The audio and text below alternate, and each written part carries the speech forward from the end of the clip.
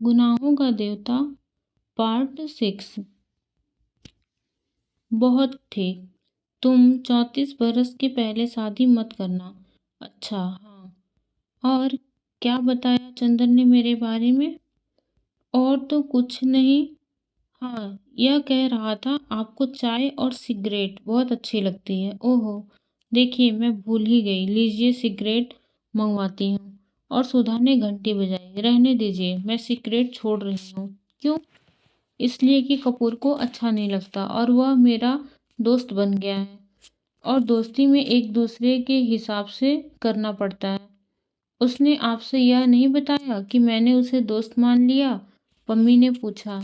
जी हाँ, बताया था। अच्छा तो चाय लीजिए। हाँ हाँ, चाय मंगवा लीजिए। आपका कपूर से क्या संबंध है? पम्मी ने पूछा।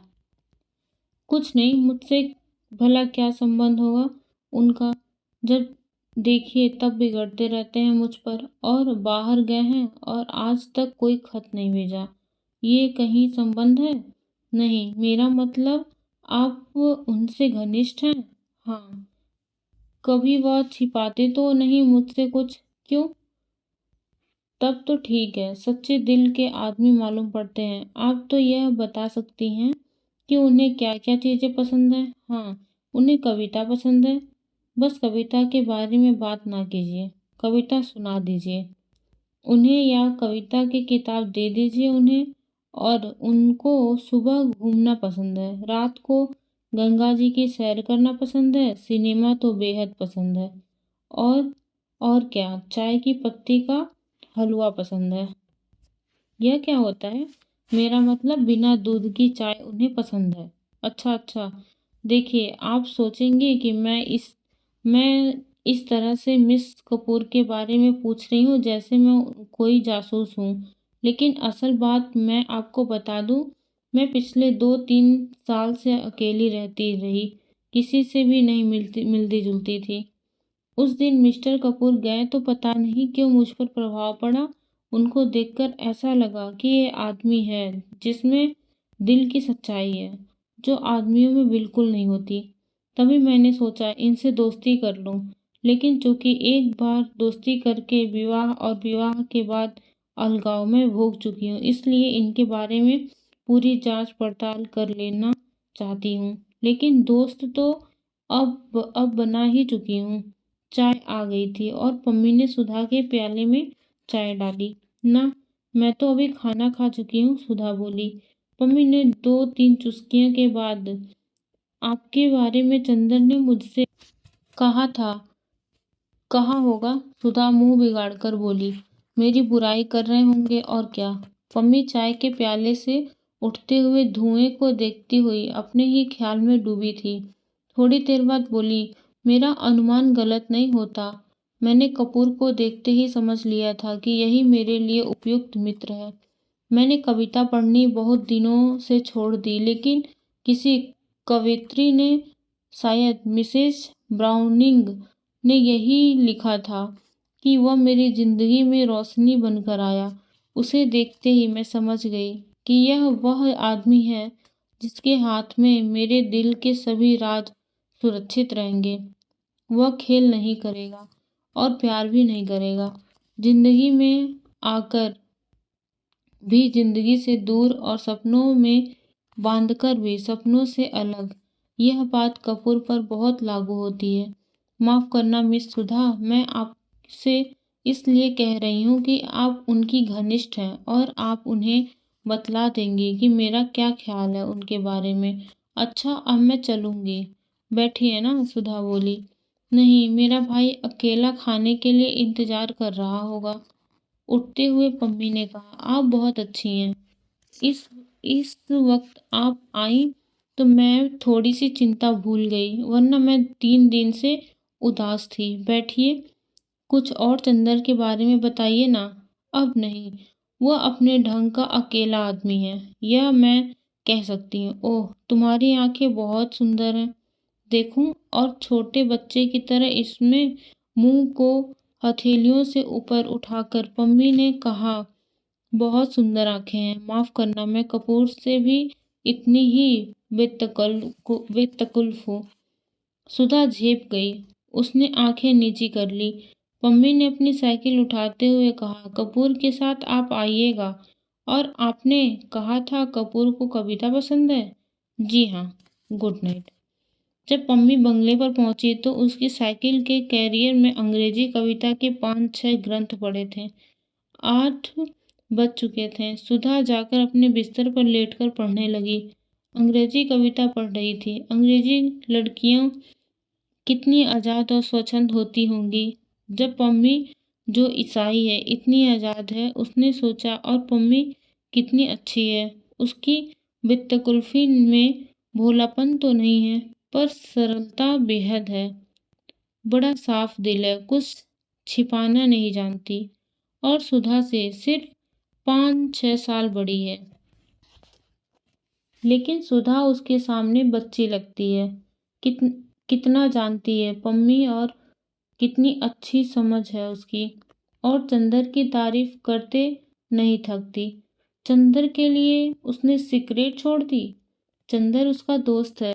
इतनी पढ़ी लिखी लड़की के लिए रोशनी का देवदूत है। सचमुच चंदर पर सुधा को गर्व है। और उसी चंदर से वह लड़ झगड़ लेती है।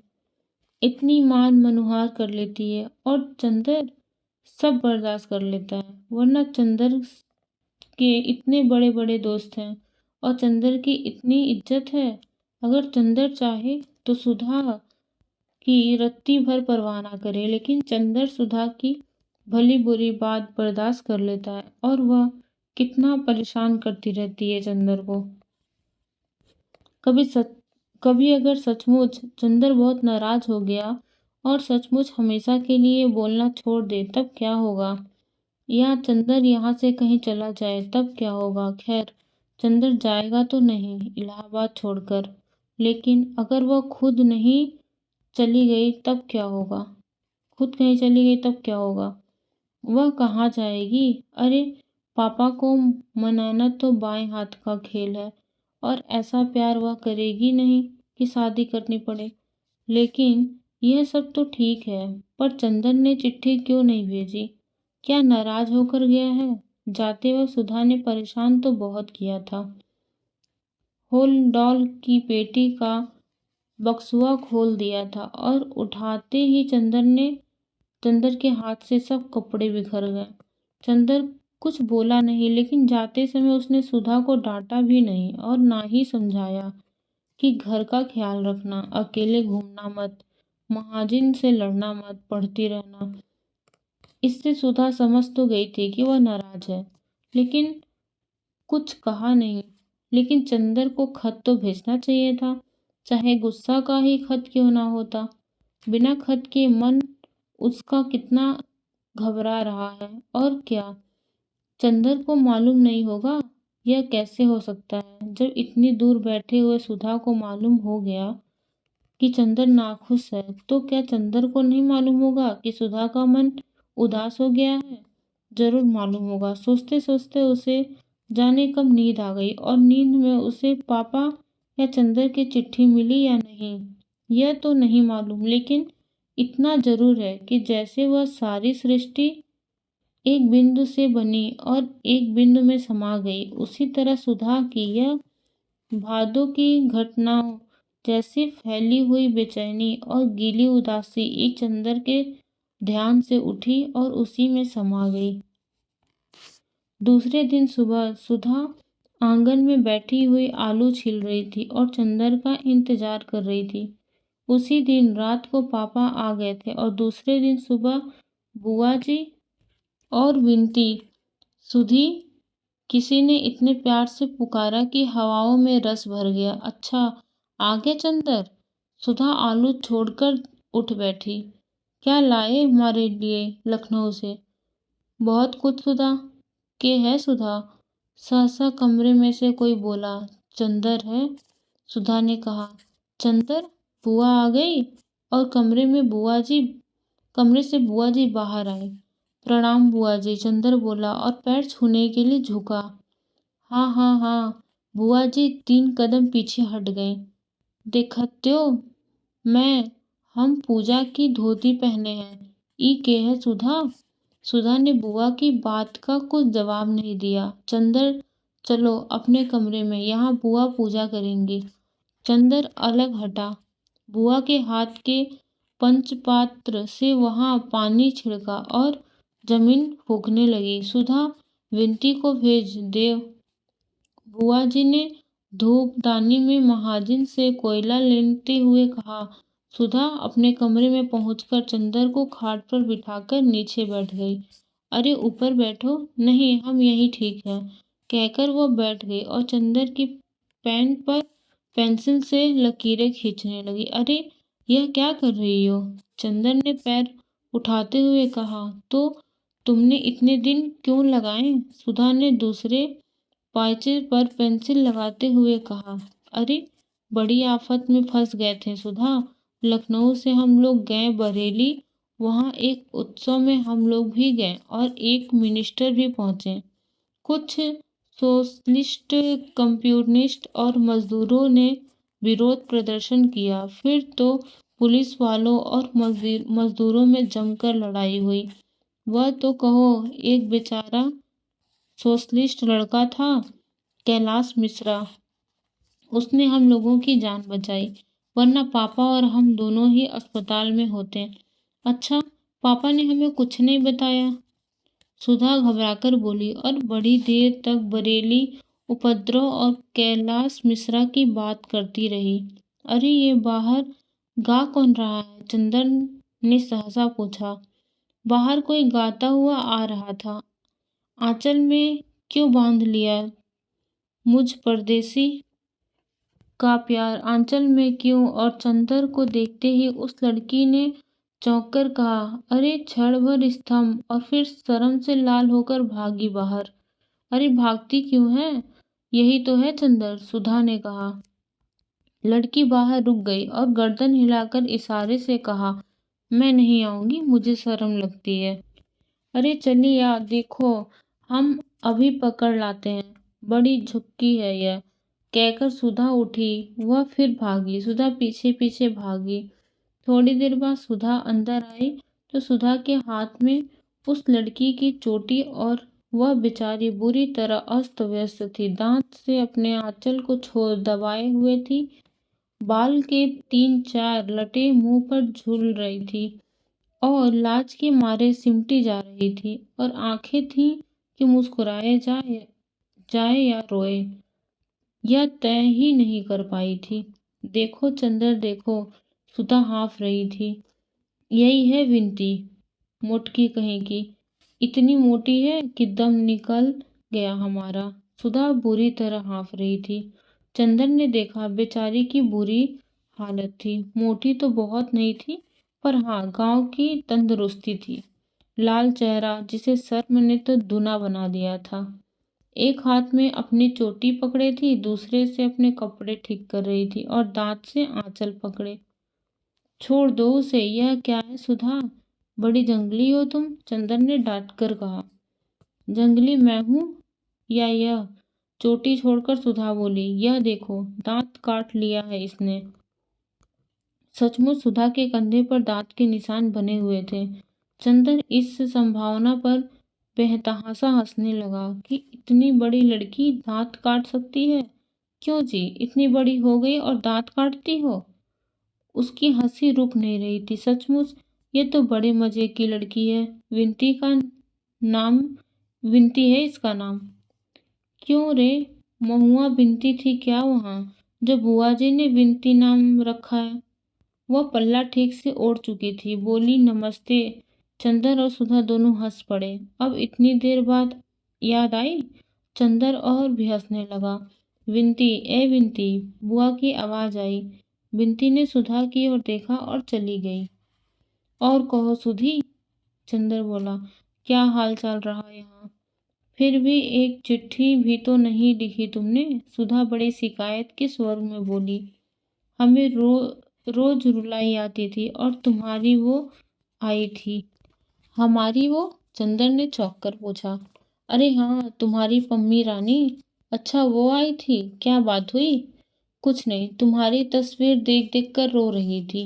सुधी ने उंगलियां नचाते हुए कहा। मेरी तस्वीर देखकर? अच्छा, और कहाँ मेरी तस्वीर? अब तुम तो बहस करने लगे। हम कोई वकील हैं? तुम कोई नई बात बताओ, सुधा बोली। हम तो तुम्हें बहुत बहुत बात बताएंगे, पूरी कहानी है। इतने में विनती आई। उसने हाथ में एक तस्तरी थी और एक गिलास। तस्तरी में कुछ मिठाई थी और गिलास में शरबत। उसने लाकर तस्तरी चंदर के सामने रख दी। ना भाई, हम नहीं खाएंगे, चंदर ने इनकार किया। विनती ने सुधा की ओर देखा। खा लो, लगे नखरा करने। लखनऊ से आ रहे हैं ना, तकल्लुफ ना करें तो मालूम कैसे हो? सुधा ने मुंह चढ़ाते हुए कहा। चंदर मुस्कुराकर खाने लगा। दीदी के कहने पर खाने लगे आप? विनती ने अपने हाथ की अंगूठी की ओर देखते हुए कहा। चंदर हंस दिया, कुछ बोला नहीं। विनती चली गई। बड़ी अच्छी लड़की मालूम पड़ती है यह, चंदर बोला। बहुत प्यारी है और पढ़ने में हमारी तरह नहीं है, बहुत तेज है। अच्छा, तुम्हारी पढ़ाई कैसी चल रही है? मास्टर साहब बहुत अच्छा पढ़ाते हैं। और चंदर, हम अब हम खूब बात करते हैं उनसे दुनिया भर की, और वे बस हमेशा सिर नीचे किए रहते हैं। एक दिन पढ़ते वक्त हम गरी पास रखकर खाते गए, उन्हें मालूम ही नहीं हुआ। उनसे एक दिन कविता सुनवा दो, सुधा बोली। चंदन ने कुछ जवाब नहीं दिया और डॉक्टर साहब के कमरे में जाकर किताबें उलटने लगा। इतने में बुआ जी का तेज स्वर आया। हमें मालूम होता है कि ई मुँह झौंसी हमके ऐसी नाच नचई हैं तो हम पैदा होते गला घोट देते। हरे राम! अक्का सिर पर उठाए हैं। कै घंटे से नरियात नरियात गटई फट गई। ई बोलते नहीं, जैसे सांप सूंघ गवा हुए। प्रोफेसर शुक्ला के घर में वह नया सांस्कृतिक तत्व था। जितनी शालीनता और शिष्टाचार से वह रहते थे, कभी इस तरह की भाषा भी उनके घर में सुनने को मिलेगी, इसकी चंदन को जरा भी उम्मीद ना थी। चंदर चौंक कर उधर देखने लगा।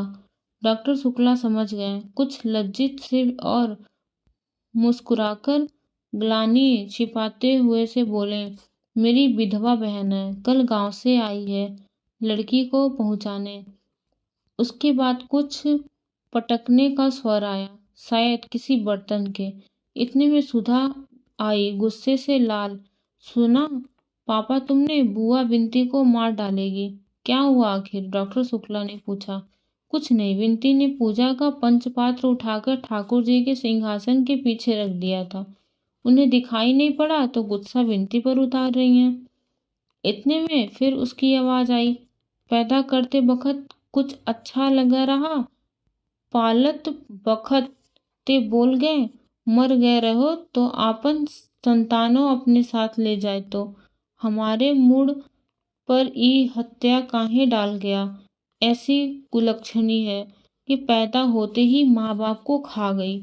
सुना पापा तुमने? चलो हम चलते हैं, डॉक्टर शुक्ला ने कहा। सुधा वहीं रह गई। चंदर से बोली, ऐसा बुरा स्वभाव है बुआ का कि बस विनती ऐसी ही कि कितना बर्दाश्त कर लेती है। बुआ ने ठाकुर जी का सिंहासन साफ करते हुए कहा, रुवत काहे हो? कौन तुम्हारे माई बाप को गरियावे हैं कि ई आंसुआ ढरकाए रही हो? इस सब चोचला अपने ओक को दिखाओ जाके। 2 महीना और है, बहनी से उधियानी ना जाओ। अब अभद्रता सीमा पार कर चुकी थी। विनती, चलो कमरे के अंदर, हटो सामने से, डॉक्टर शुक्ला ने डांट कर कहा। अब ये चरखा बंद होगा या नहीं? कुछ शर्म हया है या नहीं तुम में? विनती सिसकते हुए अंदर गई। स्टडी रूम में देखा कि चंदर है तो उल्टे पांव लौट आई सुधा के कमरे में और फूट फूट कर रोने लगी। डॉक्टर शुक्ला लौट आए। अब हम ये सब करें कि अपना काम करें? अच्छा, कल से घर में महाभारत मचा रखा है। कब जाएंगी ये सुधा? कल जाएंगी पापा। अब बिनती को कभी मत भेजना इनके पास, सुधा ने गुस्सा भरे स्वर में कहा। अच्छा, जाओ हमारा खाना परसो। चंदर, तुम अपना काम यहाँ करो, यहाँ शोर ज़्यादा हो तो तुम लाइब्रेरी में चले जाना, आज भर की तकलीफ है। चंदर ने अपनी कुछ किताबें उठाई और उसने चला जाना ही ठीक समझा। सुधा खाना परोसने चली गई। बिन्ती रो रो और तकिए पर सिर पटक कर अपनी कुंठा और दुख उतार रही थी। बुआ घंटी बजा रही थी। दबी जबान जाने क्या बकती जा रही थी। यह घंटी के भक्ति भावना भरे मधुर स्वर्ग में सुनाई नहीं देता था। लेकिन बुआ जी दूसरे दिन गई नहीं। जब 3-4 दिन बाद चंदर गया तो देखा बाहर के सेहन में डॉक्टर शुक्ला बैठे हुए हैं और दरवाजा पकड़कर बुआ जी खड़ी बातें कर रही हैं। लेकिन इस वक्त बुआ जी काफी गंभीर थी और किसी विषय पर मंत्रणा कर रही थी। चंदर के पास पहुंचने पर फौरन वे चुप हो गई और चंदर की ओर सशंकित नेत्रों से देखने लगी। डॉक्टर शुक्ला बोले, आओ चंदर, बैठो। चंदर बगल की कुर्सी खींचकर बैठ गया तो डॉक्टर साहब बुआ जी से बोले, हाँ हाँ बात करो। अरे ये तो घर के आदमी हैं, इनके बारे में सुधा ने नहीं बताया तुम्हें? ये चंदर है, हमारे शिष्य, बहुत अच्छा लड़का है। अच्छा अच्छा भैया बैठो। तू तो एक दिन और आयो रहो, बीए में पढ़त हो सुधा के संग? नहीं बुआ जी, मैं रिसर्च कर रहा हूँ। वाह, बहुत खुशी भई तो को देख के। हाँ तो सुकुल, वे अपने भाई से बोली, फिर यही ठीक होई विनती का ब्याह टाल दे और अगर ई लड़का ठीक हो जाए तो सुधा का ब्याह आषाढ़ भर में निपटाव दे। अब अच्छा नहीं लगता। ढूंढ ऐसी बिटिया, सुनी मांग लिए छर्राव करत है एहर ओहर। बुआ बोली, हाँ ये तो ठीक है। डॉक्टर शुक्ला बोले, मैं खुद सुधा का ब्याह अब टालना नहीं चाहता। बीए तक की शिक्षा काफी है, वरना फिर हमारी जाति में तो लड़के नहीं मिलते। लेकिन ये जो लड़का तुम बता रही हो तो घर वाले कुछ ऐतराज तो नहीं करेंगे? और फिर लड़का तो हमें अच्छा लगा, लेकिन घर वाले पता नहीं कैसे हों।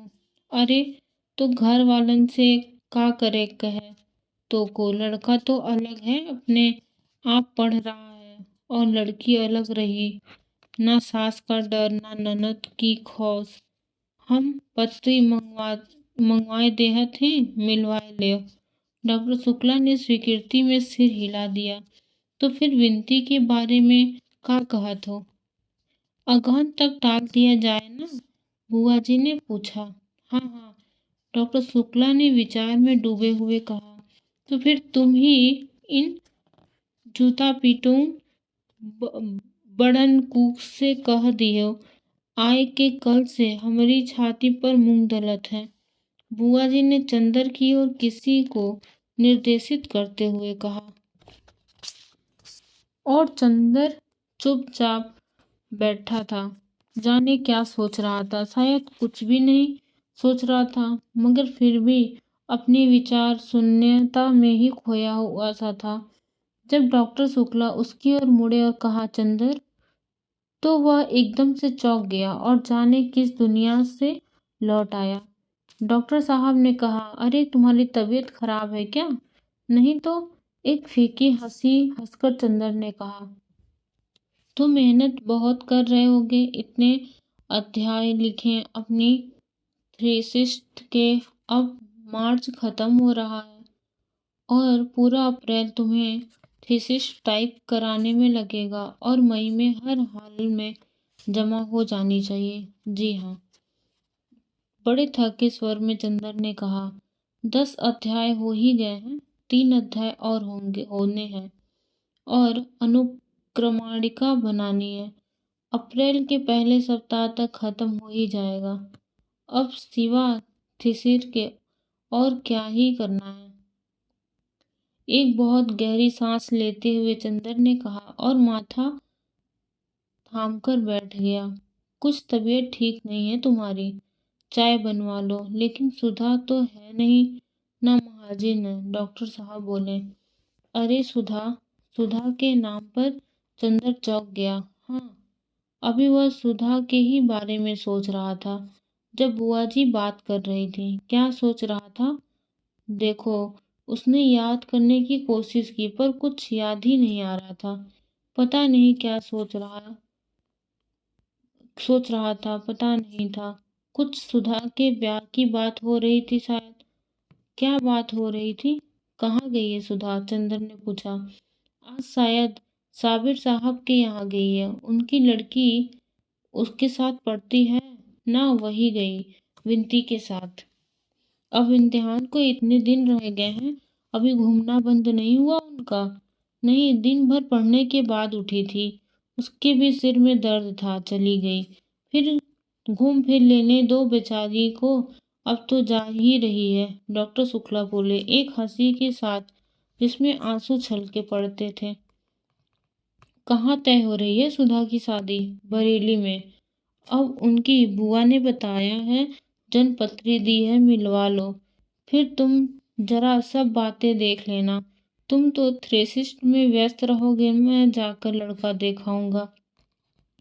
फिर मई के बाद जुलाई तक सुधा का ब्याह कर देंगे। तुम्हें तुम्हें डॉक्टरेट मिल जाए और यूनिवर्सिटी में जगह मिल जाए, बस हम तो लड़का लड़की दोनों से फारिग। डॉक्टर शुक्ला बहुत अजब से स्वर में बोले। चंदर चुप रहा। विनती को देखा तुमने? थोड़ी देर बाद डॉक्टर ने पूछा। हाँ, वही ना जिसको डांट रही थी ये उस दिन? हाँ, वही। उसके ससुर आए हुए हैं। उनसे कहना है कि अब शादी अगहन पूस के लिए टाल दें, पहले सुधा की हो जाए। वह बड़ी है और हम चाहते हैं कि विनती को तब तक बेसुधी का दूसरा खंड भी दिला दे। आओ उनसे बात कर लें। अभी डॉक्टर शुक्ला उठे, चंदर भी उठा और उसने अंदर आकर विनती के ससुर के दिव्य दर्शन प्राप्त किए। वे एक पलंग पर बैठे थे, लेकिन वह अभागा पलंग उसके उदर के ही लिए नाकाफी था। वे चित्त पड़े थे और सांस लेते थे तो पुराणों की उस कथा का प्रदर्शन हो जाता था कि धीरे धीरे पृथ्वी का गोला आवाह वराह के मुंह पर कैसे ऊपर उठा होगा। सिर पर छोटे छोटे बाल और कमर में एक अंगोछे के अलावा सारा शरीर दिगंबर। सुबह शायद गंगा नहाकर आए थे, क्योंकि पेट तब तक चंदर रोली लगी हुई थी। डॉक्टर शुक्ला जाकर बगल में कुर्सी पर बैठ गए। कहिए दुबे जी, कुछ जलपान किया आपने? पलंग चरमराया। उस विशाल मांस भिंड में एक भूडोल आया और दुबे जी जलपान की याद करके गदगद होकर हंसने लगे। एक थलथलाहट हुई और कमरे की दीवारें गिरते गिरते बची। दुबे जी ने उठकर बैठने की कोशिश की, लेकिन असफल होकर लेटे ही लेटे कहा, हो, सब आपकी कृपा है। खूब छक्के मिष्टान पाया। अब जरा शरबत उर्बत कुछ मिले तो, जो कुछ पेट में जलन है सो शांत होए। उन्होंने पेट पर अपना हाथ फेरते हुए कहा। अच्छा, अरे भाई जरा शरबत बना देना। डॉक्टर शुक्ला ने दरवाजे की ओट में खड़ी हुई बुआ जी से कहा। बुआ जी की आवाज सुनाई पड़ी। बाप रे, ई 2.5 मन की लहास, कम से कम मशक भर के शरबत तो उचिले रही है। चंदर को हंसी आ गई। डॉक्टर शुक्ला मुस्कुराने लगे, लेकिन दुबे जी के दिव्य मुखमंडल पर कभी क्षोभ या उल्लास की रेखा तक न आई। चंदर मन ही मन सोचने लगा, प्राचीन काल के ब्रह्मानंद सिंध महात्मा ऐसे ही होते होंगे। बुआ एक गिलास में शरबत ले आई। दुबे जी कांप कांप कर उठे और एक सांस में शरबत गले से नीचे उतारकर गिलास नीचे रख दिया। दुबे जी, एक प्रार्थना है आपसे। डॉक्टर शुक्ला ने हाथ जोड़कर बड़े विनीत स्वर में कहा। नहीं नहीं, बात काटकर दुबे जी बोले, बस अब हम कुछ ना खावें। आप बहुत सत्कार किए, हम यहीं के छक गए। आपको देख के तो हमें बड़ी प्रसन्नता भई। आप सचमुच दिव्य पुरुष हो। और फिर आप तो लड़की के मामा हो और ब्याह शादी में जो है सो मामा का पक्ष देखा जाए। ई तो भगवान ऐसा जोड़ मिलाइन है कि वर पक्ष और कन्या पक्ष दोनों के मामा बड़े ज्ञानी हैं। आप हैं टाउन कॉलेज में प्रोफेसर और ओहर हमार सार लड़का के मामा जॉन है टाउन डाकघर में मुंशी हैं। आपकी कृपा से, दुबे जी ने गर्व से कहा। चंदन मुस्कुराने लगा। अरे सो तो आपकी नम्रता है, लेकिन मैं सोच रहा हूँ कि गर्मियों में अगर ब्याह ना रखकर जाड़े में रखा जाए तो ज़्यादा अच्छा होगा। तब तक आपके सत्कार की हम कुछ तैयारी कर भी लेंगे। डॉक्टर शुक्ला बोले। दुबे जी इसके लिए तैयार नहीं थे। वे बड़े अचरज में भरकर उनकी ओर देखने लगे, लेकिन बहुत कहने सुनने के बाद अंत में वे इस शर्त पर राजी हुए कि अगहन तक हर तीज त्योहार पर लड़के के लिए कुर्ता धोती का कपड़ा और 11-12 रुपए नजराना जाएगा, और अगहन में अगर ब्याह हो रहा है तो सास ननद और जेठानी के लिए गर्म साड़ी जाएगी। और जब जब दुबे जी गंगा नहाने प्रयागराज आएंगे तो उनका रोजाना एक थाल कपड़े और एक स्वर्ण मंडित जौ से होगा। तब डॉक्टर शुक्ला ने यह स्वीकार कर लिया तो दुबे जी ने उठकर अपना झोलम झोला कुर्ता गले में अटकाया और अपनी गठरी हाथ में उठाकर बोले, अच्छा तो अब आज्ञा दो, हम चली अब, और ये रुपया लड़की को दे दियो, अब बात पक्की है। और अपनी टेंट से उन्होंने एक मुंडाया तेल लगा हुआ 5 रुपए का नोट निकाला और डॉक्टर साहब को दे दिया। चंदर, एक टांगा कर दो दुबे जी को। अच्छा आओ हम भी चलें। जब वे लोग लौटे तो बुआ जी एक थैली में कुछ धर निकाल रही थी। डॉक्टर शुक्ला ने नोट बुआ जी को देते हुए कहा, लो ये दे गए तुम्हारे समधी जी लड़की को। 5 का नोट देखा तो बुआ जी सुलग उठी। न गहना न गुड़िया, ब्याह पक्का कर गई ई कागज के टुकड़े से। आपन तो सोना और रुपया और कपड़ा सब लीले को तैयार, और देत के दाई पेट पिरात है। जूता जूता पिटऊ का। अरे राम, चाही तो रमजूत ई लहास की बोटी बोटी करके राम जी के कुत्तन को खिलाई है। चंदर हंसी के मारे पागल हो गया। बुआ जी ने थैली का मुंह बांधा और बोली, अबहिन तक विनती का पता न, और ऊ पुरकन मलेच्छन के हिया कुछ खा पी लीहिस तो फिर हमरे हिया गुजारा नहीं। ओहा बड़ी आजाद हुई गई है सुधा की रह सह पाए के आवे दे, आज हम भद्रा उतारी थी। डॉक्टर शुक्ला अपने कमरे में चले गए। चंदर को प्यास लगी थी। उसने बुआ जी से एक गिलास पानी मांगा। बुआ ने एक गिलास में पानी दिया और बोली, बैठ के पियो बेटा, बैठ के। कुछ खाए का दें? नहीं बुआ जी। बुआ बैठकर हंसिया से कटहल छीलने लगी और चंदर पानी पीता हुआ सोचने लगा, बुआ जी सभी से इतनी मीठी बात करती हैं तो आखिर विनती से ही इतनी कटु क्यों है। इतने में अंदर चप्पलों की आहट सुनाई दी। चंदन ने देखा सुधा और विनती आ रही थी। सुधा अपनी चप्पल उतारकर अपने कमरे में चली गई और विनती आंगन में आई।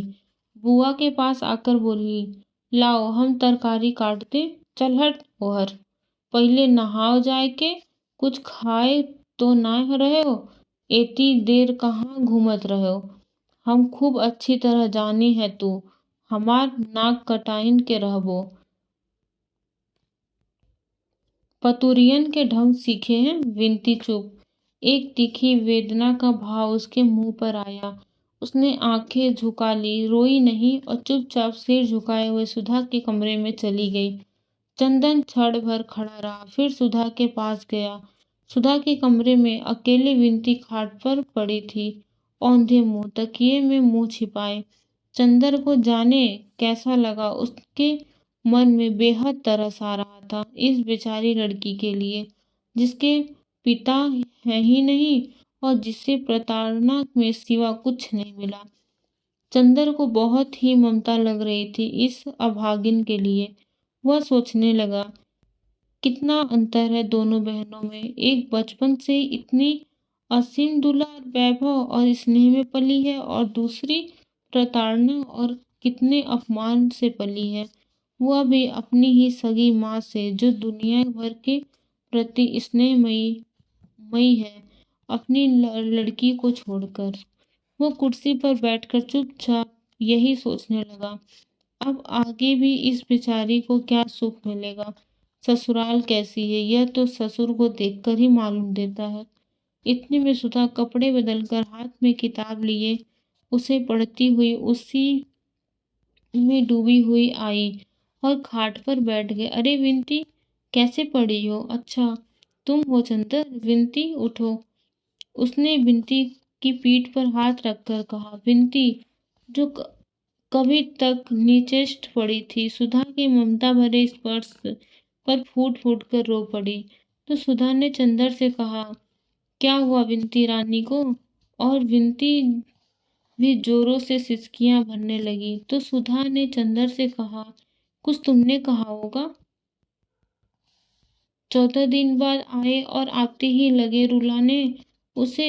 कुछ कहा होगा तुमने। समझ गए, घूमने के लिए उसे भी डांटा होगा। हम साफ साफ बता देते हैं चंदर, हम तुम्हारी डांट लेते हैं। इसके ये मतलब नहीं कि तुम इस बेचारी पर भी रोब झाड़ने लगो। इससे कभी कुछ कहा तो अच्छी बात नहीं होगी। तुम्हारे दिमाग का कोई पुर्जा ढीला हो गया है क्या? मैं क्यों कहूँगा विनती को कुछ? बस फिर यही बात तुम्हारी बुरी लगती है? सुधा बिगड़कर बोली। क्यों नहीं कहोगे विनती को कुछ? जब हमें कहते हो तो हमें क्यों नहीं, उसे क्यों नहीं कहोगे? हम तुम्हारे अपने हैं, तो क्या वो तुम्हारी अपनी नहीं है? चंदर हंस पड़ा।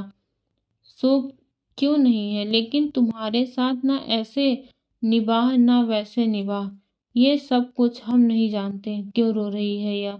सुधा बोली धमकी के स्वर में। बुआ जी ने कुछ कहा था, चंदर बोला। अरे तो उनके लिए क्या रोना? इतना समझाया तुझे कि उनकी तो आदत है। हंसकर टाल दिया कर। चल हट, हंसती है कि गुदगुदाऊं? सुधा ने गुदगुदाते हुए कहा। विनती ने उसका हाथ पकड़कर झटक दिया और फिर सिसकियां भरने लगी। नहीं मानेगी तू, सुधा बोली। अभी ठीक करती हूँ तुझे मैं। चंदर, पकड़ो तो इसका हाथ। चंदर चुप रहा। नहीं उठे, उठो तुम, इसका हाथ पकड़ लो तो हम अभी इसे हंसाते हैं। सुधा ने चंदर का हाथ पकड़कर विनती की ओर बढ़ते हुए कहा। चंदर ने अपना हाथ खींच लिया और बोला, वह तो रो रही है और तुम बजाय समझाने के उसे परेशान कर रही हो। अरे जानते हो क्यों रो रही है? अभी इसके ससुर आए थे, वे बहुत मोटे थे, तो ये सोच रही है कहीं वो भी मोटे हों। सुधा ने फिर उसकी गर्दन गुदगुदाकर कहा। विनती हंस पड़ी। सुधा उछल पड़ी। लो, ये तो हंस पड़ी, अब रोगी? अब फिर सुधा ने गुदगुदाना शुरू किया। विनती पहले तो हंसी से लौट गई, फिर पल्ला संभालते हुए बोली, छी दीदी, वो बैठे हैं कि नहीं? और उठकर बाहर जाने लगी। कहाँ चली? सुधा ने पूछा। जा रही हूँ नहाने। विनती पल्लू से सिर ढकते हुए चल दी। क्यों? मैंने तेरा बदन छू दिया इसलिए? सुधा हंसकर बोली। ए चंदर, वो गेसु का छोटा भाई है ना हसरत, मैंने उसे छू लिया तो फौरन उसने जाकर अपना मुंह साबुन से धोया और अम्मी जान से बोला, तेरा मुंह जूठा हो गया। और आज हमने गेसु के अख्तर मियाँ को देखा, बड़े मजे के हैं। मैं तो गेसु से बात करती रही, लेकिन विनती और फूल ने बहुत छेड़ा उन्हें, बेचारे घबरा गए। फूल बहुत चुलबुली है और बड़ी नाजुक, बड़ी बोलने वाली है, और विनती और फूल का खूब जोड़ मिला, दोनों खूब गाती हैं। विनती गाती भी है? चंदर ने पूछा। हमने तो रोते ही देखा। अरे बहुत अच्छा गाती है। इसने एक गांव का गाना बहुत अच्छा गाया था। अरे देखो, वह सब बताने में हम तुम पर गुस्सा होना तो भूल ही गए। कहाँ रहे 4 रोज? बोलो, बताओ जल्दी से। व्यस्त थे सुधा। अब थीसिस 3 हिस्सा लिख गई। इधर हम लगातार 5 घंटे से बैठकर लिखते थे। चंदर बोला। 5 घंटे? सुधा बोली। दूध आजकल पीते हो कि नहीं? हाँ हाँ, 3 गायें खरीद ली है। चंदर बोला। नहीं, मजाक नहीं, कुछ खाते पीते रहना। कहीं तबीयत खराब हुई तो अब हमारा इम्तिहान है। पड़े पड़े मक्खी मारोगे और अब हम देखने भी नहीं आ सकेंगे। अब कितना कोर्स बाकी है तुम्हारा? कोर्स तो खत्म था हमारा। कुछ कठिनाइयां सी तो पिछले 2-3 हफ्ते में मास्टर साहब ने बता दी थी। अब दोहराना है, लेकिन विनती का इम्तिहान मई में है। उसे भी तो पढ़ना है।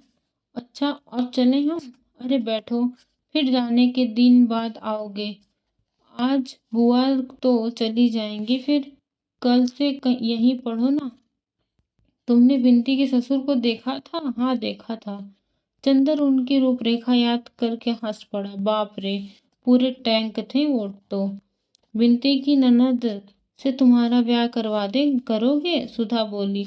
लड़की इतनी ही मोटी है, उसे कभी डांट लेना तो देखेंगे तुम्हारी हिम्मत। ब्याह? एकदम से चंदर को याद आ गया। अभी बुआ ने बात की थी कि सुधा के ब्याह की। तब उसे कैसा लगा था? उसका दिमाग घूम गया था। लगा जैसे एक असहनीय दर्द था। यह क्या था जो उसकी नस नस को तोड़ गया एकदम? क्या हुआ चंदर? अरे चुप क्यों हो गए? डर गए मोटी लड़की के नाम से? सुधा ने चंदर का कंधा पकड़कर झकझोरते हुए कहा। चंदर एक फीकी हंसी हंसकर रह गया और चुपचाप सुधा की ओर देखने लगा। सुधा चंदर की निगाह से सहम गई। चंदर की निगाह में जाने क्या था, एक अजब सा पथराव, सूनापन, एक जाने किस दर्द की अमंगल छाया, एक जाने किस पीड़ा को मूक आवाज, एक जाने कैसे पिघलती हुई सी उदासी, और वह भी गहरी, जाने कितनी गहरी। और चंदर था कि एक टक देखता जा रहा था, एक टक अपलक। सुधा को जाने कैसा लगा। वे अपना चंदर तो नहीं, ये आपने चंदर की निगाह तो नहीं है। चंदर तो ऐसी निगाह से इस तरह अपलक तो सुधा को कभी नहीं देखता था। नहीं, यह चंदर की निगाह तो नहीं। इस निगाह में से शरारत है, न डांट, न दुलार, न करुणा। इसमें कुछ ऐसा है जिससे सुधा बिल्कुल परिचित नहीं। तो आज चंदर में पहली बार दिखाई पड़ रहा है। सुधा को जैसा डर लगने लगा, जैसे वह कांप उठी। नहीं, यह कोई दूसरा चंदर है जो उसे इस तरह देख रहा है। यह कोई अपरिचित है, कोई अजनबी, किसी दूसरे देश का कोई व्यक्ति जो सुधा को चंदर चंदर तुम्हें क्या हो गया? सुधा की आवाज मारे डर के कांप रही थी। उसका मुंह पीला पड़ गया, उसकी सांसें बैठने लगी थी। चंदर, और जब उसका कुछ बस न चला तो उसकी आंखों में आंसू छलक आए। हाथों में एक गरम गरम बूंद आकर पड़ते ही चंदर चौंक गया। अरे सुधी, रो मत। नहीं पगली, हमारी तबीयत कुछ ठीक नहीं है, एक गिलास पानी तो ले आओ। सुधा अब भी कांप रही थी। चंदर की आवाज में अभी भी वह मुलायमियत नहीं आ पाई थी। वह पानी लाने के लिए उठी। नहीं, तुम कहीं जाओ मत, तुम बैठो यहीं। उसने उसकी हथेली अपने माथे पर रखकर जोर से अपने हाथ से दबा ली और कहा। सुधा, क्यों चंदर? कुछ नहीं। चंदर ने आवाज दी, लेकिन लगता था वह आवाज चंदर की नहीं थी, न जाने कहाँ से आ रही थी। क्या सिर में दर्द है विनती? एक गिलास पानी लाओ जल्दी से, सुधा ने आवाज दी। चंदर जैसे पहले सा हो गया। अरे अभी मुझे क्या हो गया था? तुम क्या बात कर रही थी सुधा? पता नहीं तुम्हें अभी क्या हो गया था। सुधा ने घबराई हुई गौरैया की तरह सहमकर कहा। चंदर स्वस्थ हो गया? कुछ नहीं सुधा, मैं ठीक हूँ। मैं तो यूं ही परेशान करने के लिए चुप था। उसने हंसकर कहा, हाँ चलो रहने दो। तुम्हारे सिर में दर्द है? जरूर से, सुधा बोली। विनती पानी लेकर आ गई। लो पानी पियो। नहीं, हमें कुछ नहीं चाहिए, चंदर बोला। विनती, जरा पेन पेन बाम ले आओ। सुधा ने गिलास जबरदस्ती उसके मुंह से लगाते हुए कहा। विनती पेन बाम ले आई थी। विनती, तू जरा लगा दे इनके। अरे खड़ी क्यों है? कुर्सी के पीछे खड़ी होकर माथे पर जरा हल्की उंगली से लगा दे। विनती आज्ञाकारी लड़की की तरह आगे बढ़ी, लेकिन फिर हिचक गई। किसी अजनबी लड़के के माथे पर कैसे पेन पेन बाम लगा दे? चलती है या अभी काट के गाड़ देंगे यहीं?